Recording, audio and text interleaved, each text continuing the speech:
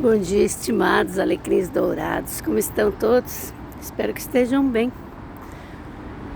Estimados, viver e conviver. Eis a questão.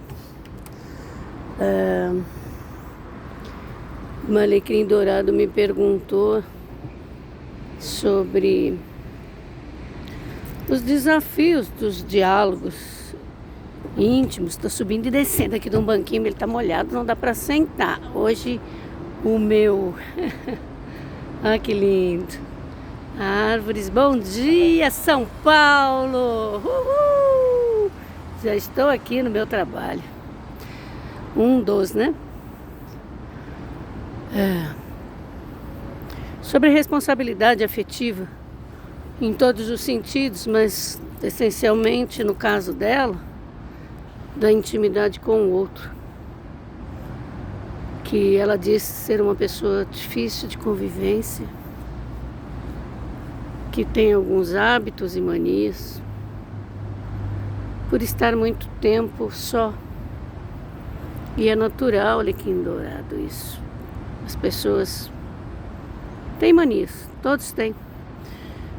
E agora, quando você está só é uma coisa, agora na convivência com o outro, aí precisamos aprender a olhar para isso, a parar arestas, né? Fica um pouco diferente. E eu digo sempre, e vou repetir, a importância do autoconhecimento, da busca do autoconhecimento, de você olhar para si e perceber o que realmente importa, o que não importa, o que é importante, o que não é, o que é questão do ego, de querer ganhar todas.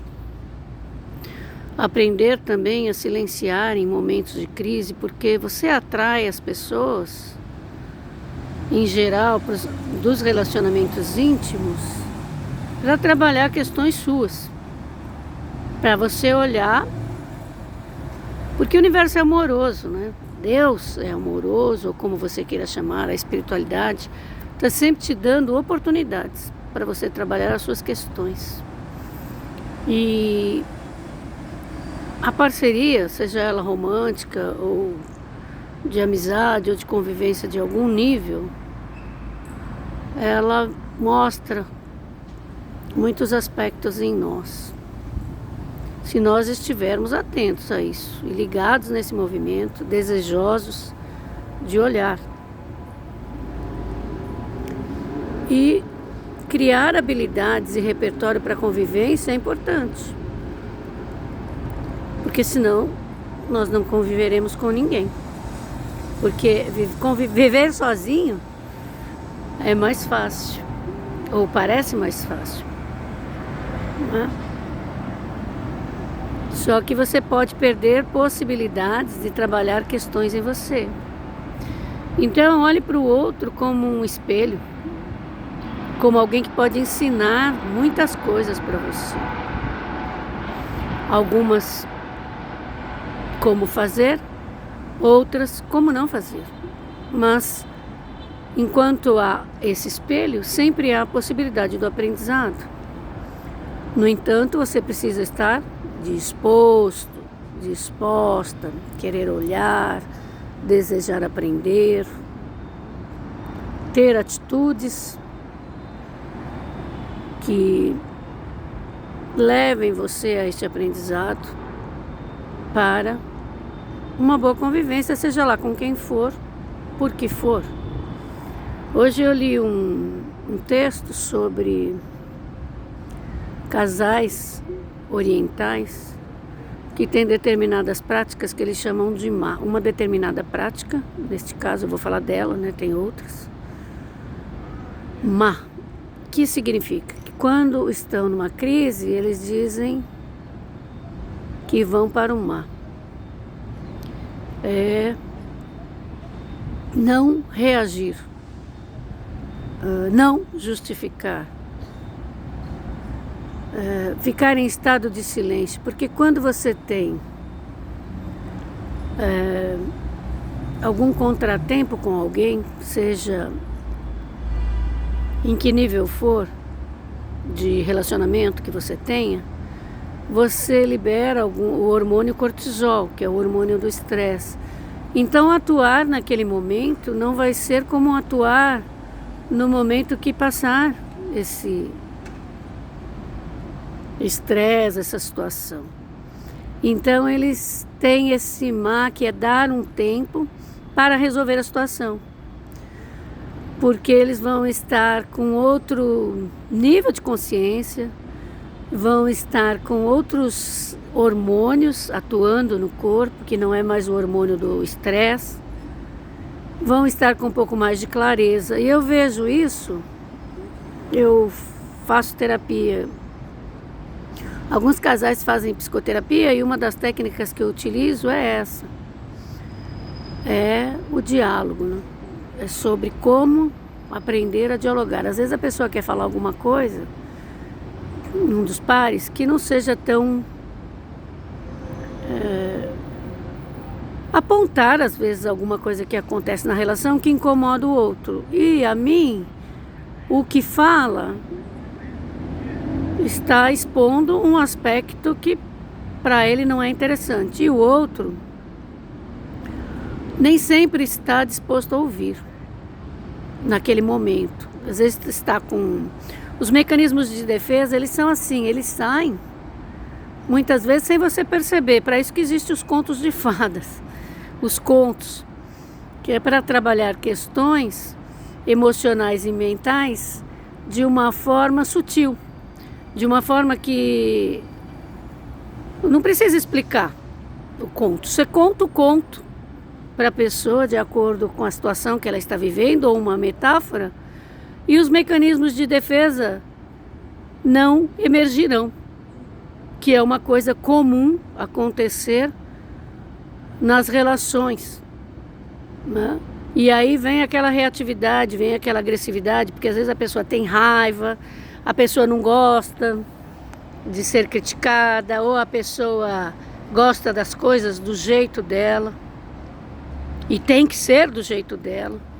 E eu acho que algumas coisas dá para abrir mão, outras não, né? Mas quando há convivência de pares, duas pessoas, há que se ter diálogos.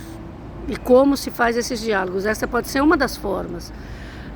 Eu fazia isso com um casal que eu atendi na Zona Norte. Era assim. Ela dizia que queria conversar com ele, ou ele com ela, porque sempre se há coisas para dizer. E eles iam para um determinado lugar que eles elencaram da casa e ali falavam. O que estava para dizer as coisas dizia e o outro iria pensar e em um outro momento dar o retorno, não no mesmo momento. Ou se fosse possível, naquele momento com calma, perguntando ao outro, a esse outro que falou, se ele está disposto a ouvir o que ele tem a dizer. Porque às vezes você vai dar um retorno naquele momento e você nem elaborou ainda.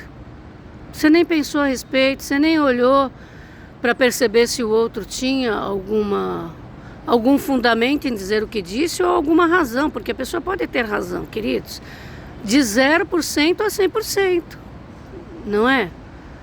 Agora, se não se abrir esse espaço da conversa, do diálogo, querida, eu vou dizer para você, você não vai ficar com esse nem com ninguém, porque ninguém que não tenha diálogo honesto ou consiga ter, vai viver relação saudável, integral, com tudo que tem numa relação.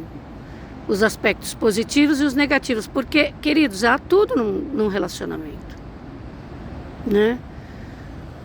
Agora ela diz que às vezes não está bem e não diz para o outro, aí o outro fala alguma coisa e o pau quebra.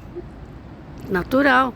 Se você chegar para o outro e disser, e o outro respeitar também, né? Porque há que se ter respeito sobre a condição da pessoa. Porque você acorda todos os dias feliz da vida, alecrim dourado pulando, saltitando. A vida é assim? Obviamente que não. Há dias que nós estamos muito felizes e há dias que nem tanto. Que algumas coisas pegam e muitas vezes você percebe que pega se você estiver em busca do autoconhecimento. Ou noutras você nem sabe por quê. Vai por mim. vai por mim. Que aqui tem trabalho de, escarafunchar, tirar tudo. Desentulhar, vamos dizer assim, descascar a tal cebola. Como disse uma vez uma professora na graduação, lá nos primórdios, né, de 2003, quando eu iniciei a graduação de psicologia, vamos descascar esta cebola, né? E quando você começa a descascar a cebola, você vai vendo quantas cascas tem, né, para tirar, antes de chegar na essência da cebola. Queridinha, queridinha, essa analogia de ser humano com cebola é bem interessante. Porque nós somos, muitas vezes, misteriosos até para nós mesmos. Então vamos descascar essa cebola, querida, você que fez a pergunta, o questionamento. Você está disposta a descascar essa cebola? Porque para se relacionar com alguém ou ter uma convivência saudável, os dois precisam estarem dispostos a descascarem cebolas. Você descasca a sua, ele descasca a dele, e vai ter uma terceira cebola aí, que é a cebola da relação, que vocês vão precisarem aprender a descascar juntos, né? Então criar meios e maneiras, mecanismos de diálogos também é importante, justamente para que possa haver uma convivência saudável, né? Porque senão não é possível, porque são duas pessoas diferentes que resolveram estar juntos, que têm algumas coisas em comum, outras nem tanto, certo? Querida, espero ter ajudado vocês de alguma forma. E nós precisamos ter muitos entendimentos, né?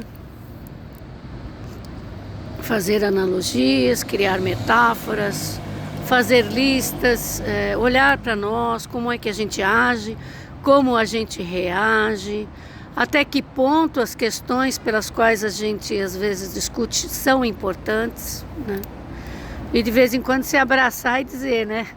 A oração lá que eu aprendi nos grupos de anônimos, para manter as relações. Tudo estará bem enquanto os laços que nos unem forem mais fortes do que aqueles que nos separariam. Fica a dica. Um beijo na alma, até a próxima, queridos.